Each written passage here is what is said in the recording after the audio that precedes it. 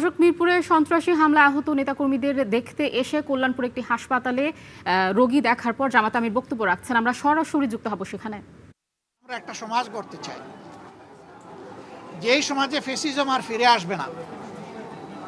এর জন্য আমরা দুটো নির্বাচন একসাথে অংশগ্রহণ করব, একটি জাতীয় সংসদ নির্বাচন আর একটি হচ্ছে রেফারেন্ডাম।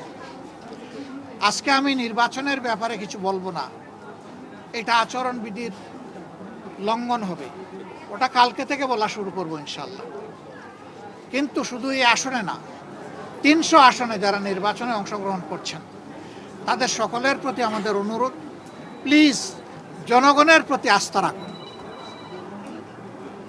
জনগণকে শান্তিপূর্ণভাবে সিদ্ধান্ত নিয়ে তার ভোট তার পছন্দ মতো প্রতীক এবং বাক্সে পৌঁছানোর সুযোগ দিন।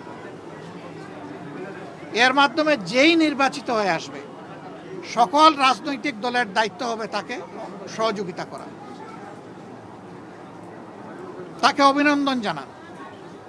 কিন্তু এখনই যদি সেই 15.5 বছরের কায়দায় আবার নির্বাচনী ময়দানকে উলট পালট করে দেওয়া হয়, তাহলে জাগ্রত যুব সমাজ কাউকে ক্ষমা করবে না।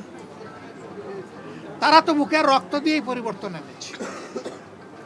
দেশবাসী আমরা তাদের সাথে ছিলাম, নেতৃত্ব তারাই দিয়েছে। যে যুবকরা যুবতীরা নেতৃত্ব দিয়েছে, যাদের বয়স 30-35 বছর হয়ে গেছে, 18 বছর বয়স থেকে তার ভোট দেওয়ার অধিকার প্রতিষ্ঠিত হয়েছে, কিন্তু আজ পর্যন্ত তারা একটা ভোট দিতে পারে নাই। একজন নাগরিকের সবচেয়ে বড় অধিকার হলো তার ভোটের অধিকার, সেই অধিকারই কেড়ে নেওয়া হয়েছিল।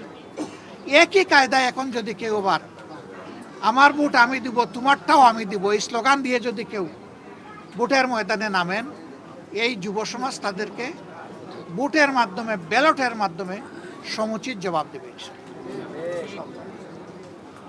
আমরা সবাইকে অনুরোধ করব, আসুন শান্তিপূর্ণ অবস্থানে থেকে পরস্পরের প্রতি শ্রদ্ধাশীল হয়ে আমরা একটা সুষ্ঠু নির্বাচনে সহযোগিতা করি।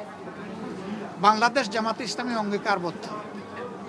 যারা কালকে আমাদের ভাই বোনদেরকে, শুধু ভাইদের গায়ে না, আমাদের মায়েদের গায়েও তারা হাত তুলেছে, আমরা তার তীব্র নিন্দা জানাই।